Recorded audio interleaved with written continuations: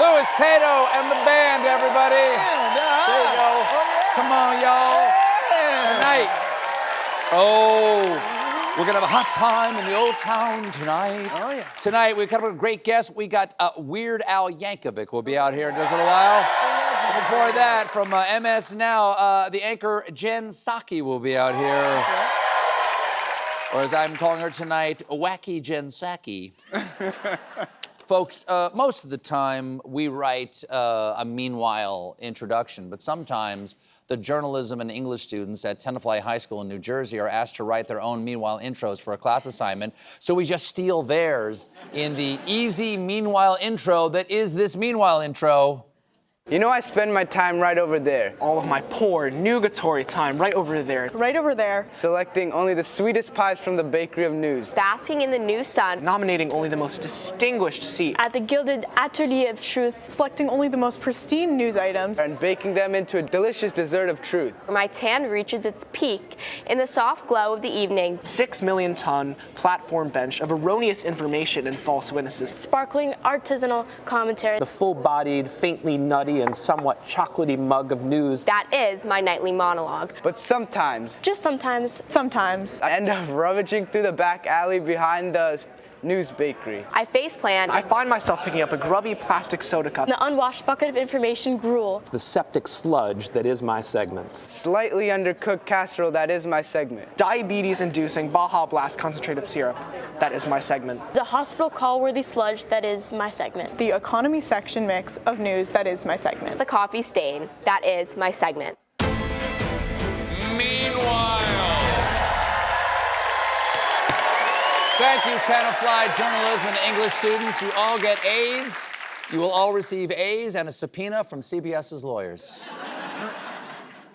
Meanwhile, a desk used by Lord of the Rings author J.R.R. Tolkien is set to be auctioned in London with a guide price of $67,000 to $100,000. I don't care. I don't care, just sell the boat. Oh, the kids like the boat? Sell the kids. I love you, baby doll. Meanwhile, a widow and widower fell in love during water aerobics. They wed in the pool where they met.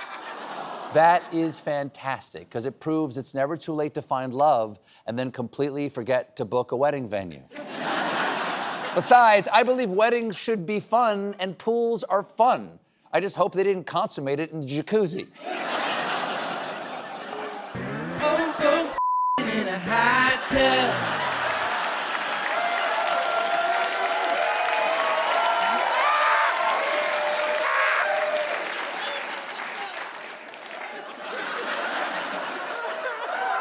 We were gonna cut that whole story. It was like, it doesn't really have an out. I don't really know what the out is, you know, like that.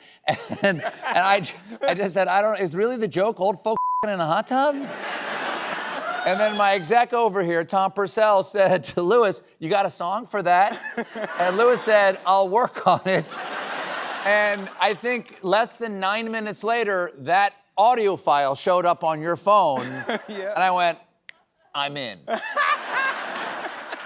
That's how you do it, folks. It's called teamwork. Yeah, make the dream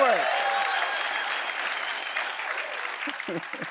Meanwhile, Japan has unveiled a human washing machine, so now you can get washed like laundry. I'm sorry, but this is a new level of lazy. Soaping and rinsing ourselves is just too much for us now. So we need to lie immobile while a machine hoses us down, which is frankly pathetic, and yes, I would like one, please. Anyway, let's be honest. We know what's gonna happen in that thing. Washing machine. Was I even close? Was my lip match even close? I can't hear a damn thing.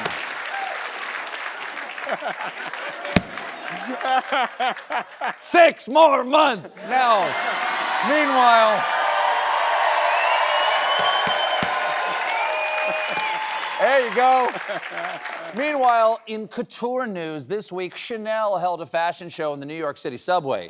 Gotta be a weird day on the C train. Don't worry, honey, that's not a subway masturbator. That's a subway masturbator in Chanel. And we have a photo of one of the actual models from the Chanel show. Absolutely stunning. Reminds me of that famous saying by Coco Chanel, before you leave the house, look in the mirror and put a crab trap on your head. Meanwhile, in safari news, do lions have accents? A study shows big cats from different African regions roar in distinct dialects. It's true. You can actually tell where some lions come from by how they roar. Listen carefully.